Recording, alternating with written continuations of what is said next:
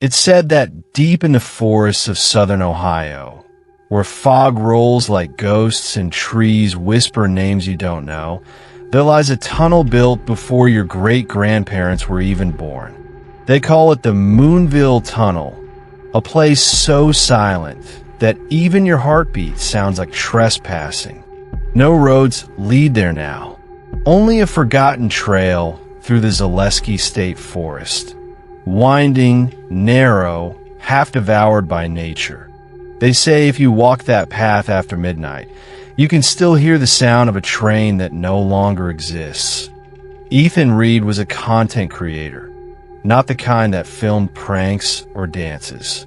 He hunted forgotten places, the kind Google Maps refused to show clearly. When his subscribers told him about the Moonville Tunnel, he laughed it off. Haunted tunnels are clickbait, he said. But when multiple locals sent him photos of a glowing light deep inside the tunnel, he decided to prove everyone wrong. He reached the trailhead just before dusk. No signal, no streetlights, no sound except the sigh of the woods. "All right, folks," he whispered into his mic, "we're hiking to Moonville. They say a lantern ghost walks here. Let's see if he shows up tonight." The path curved into a valley, and there it was, half hidden by vines, the black mouth of Moonville Tunnel. Its bricks were cracked and damp, initials carved decades ago. Someone had sprayed "Keep Out" in red paint, or maybe it wasn't paint. Inside, darkness looked thicker than smoke. He stepped forward, flashlight trembling across the old rail bed. The walls echoed every drip of water. Far in the dark, something shimmered, a faint floating light. "Must be lens flare," Ethan muttered. But when he moved the flashlight, the glow stayed, and it was getting closer. Local folklore said the ghost was a railroad brakeman named Theodore Lawson, killed here in the late 1800s. He'd been walking the tracks, swinging a lantern to signal the train when he slipped. The train cut him down instantly, scattering his light into the darkness. Since then, hikers claimed to see his lantern swaying through the tunnel, searching for the train that killed him. Ethan, of course, didn't believe in ghosts. But as that glow floated toward him, he noticed something wrong. It wasn't shining on the walls. It was floating through them. Breath sound, echoing drip stops. He aimed his camera, zoomed in, and saw the faint outline of a man, translucent, his face split by a jagged crack across the jaw. The lantern swung in a slow rhythm. Then it dropped.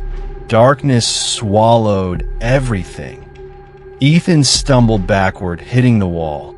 The camera clattered onto the ground, recording his breath.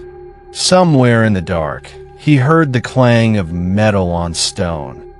Then a voice, hoarse, almost mechanical. "You shouldn't be here." He froze. "You shouldn't be here."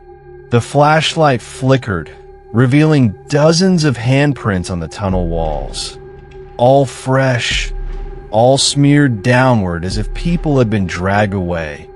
Behind him, faintly, a train whistle. That's impossible, he thought. The line's been closed for a century. But the ground began to tremble. Dust rained from the ceiling that a light appeared, brighter this time, white and roaring straight at him. He turned to run, but both ends of the tunnel were gone. Only blackness remained 2 weeks later. Hikers found Ethan's camera just inside the tunnel entrance. The police said it was probably a bear attack, but the footage told a different story. At first, it showed his exploration normal and calm, then static, then a single frame, the interior of the tunnel glowing orange like fire, and a shadow of a man holding a lantern standing behind Ethan. In the final second, the lens focused on the tunnel wall. Someone had carved fresh words into the brick, still waiting for the train. Visitors still come to Moonville Tunnel, usually teenagers looking for a scare. Most leave disappointed. Some never upload their footage. Local hikers say that if you stand in the middle at exactly midnight, all lights off, you'll hear footsteps behind you, a metallic clang, a breath at your neck, and a faint male voice asking, "Is the train on time?" If you answer, they say he follows you home. You shouldn't be here.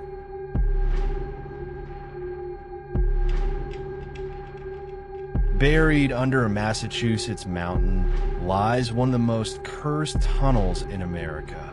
A 4.75-mile passage that cost over 190 lives and earned a name whispered in every rail worker's legend. The Bloody Pit. They call it the Hoosac Tunnel. It was 1873 when the last dynamite charge finally opened the tunnel, connecting east and west by rail. But even after trains rolled through, men swore the place breathed. Steam would move against the wind. Voices whispered from empty shafts. And every now and then, a lantern light floated through the fog with no man beneath it. More than a century later, Casey Ward, a Boston-based documentary filmmaker, came to uncover its secrets. She wanted real history, not ghost tales. Her crew, soundman Tyler and camera op Mia, planned to spend one night inside for the finale of their paranormal series. "Let's make some history," Casey said, smiling under her headlamp. The first mile was easy. Wet rock, dripping ceiling, ancient timber supports like bones. But deeper in, the air grew warm, heavy with cold dust. Mia's voice echoed, distorted. Tyler laughed nervously. "This place eats sound." Then came the first whisper, a man's voice, soft and urgent. "Fire in the hole." They froze. No one had spoken. Casey replayed the audio. The whisper was clear and came after Tyler stopped recording. They pressed on. The tunnel split into a maintenance shaft blocked by an old metal gate. Behind it, a faint orange flicker. Tyler lifted the camera. Inside the gate stood three men in ragged 19th century clothes, black with soot. Their eyes glowed like furnace embers. Then the gate slammed shut on its own. Casey remembered the records. In 1867, a dynamite explosion killed 13 miners trapped inside a central shaft. Rescue teams said they heard knocking for days before silence. When they finally reached them, they found the men huddled together. One with a lantern still burning though all oxygen should have been gone. She whispered, "We're standing right above the central shaft." The floor vibrated, dust falling like snow. From the darkness ahead, a low rumble began. The sound of an approaching train, though no rail had run here in decades. "Run!" Tyler yelled.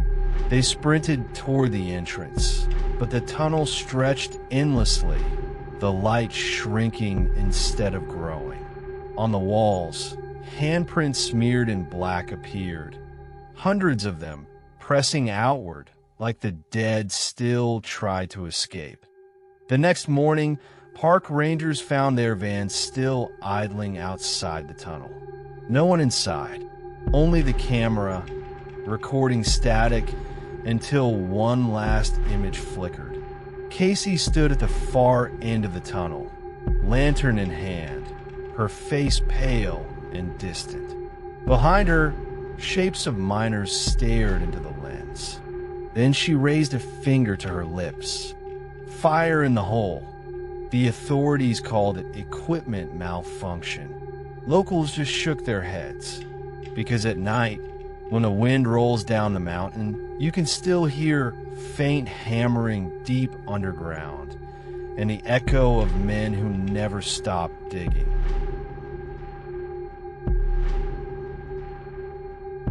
Some tunnels are haunted by memories.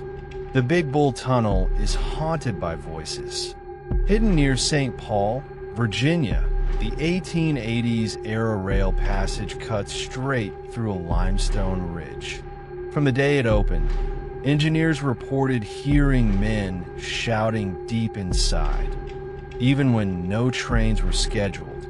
Retired conductor Harold Benson, age 77, sat before a small podcast mic in his kitchen. "Y'all want to talk about the tunnel?" he said, voice gravelly. "Then you'd better keep the lights on."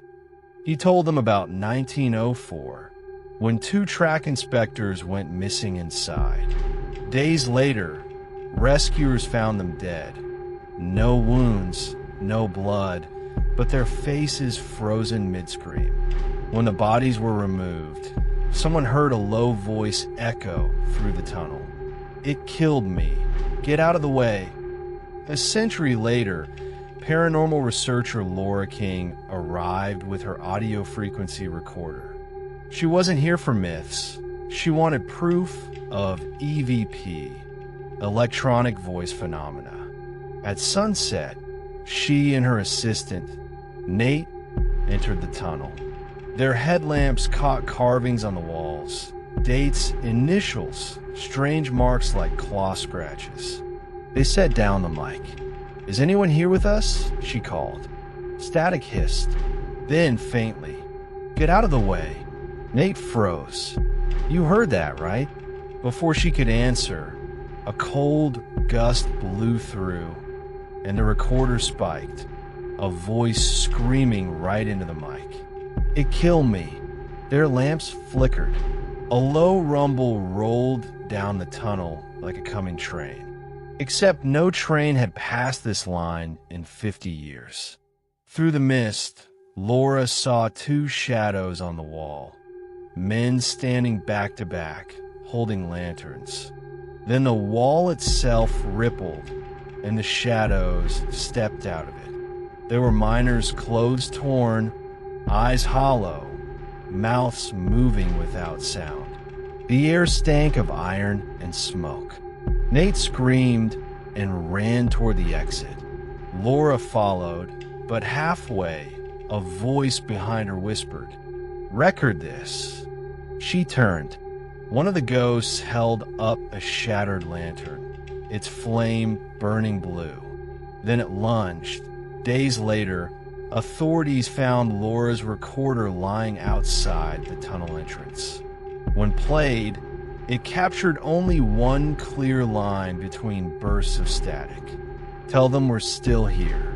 Locals claim the Big Bull Tunnel hums on still nights, a deep moan that sounds almost like a train horn. And if you call out, "Is anyone there?" a whisper always answers, "It killed me."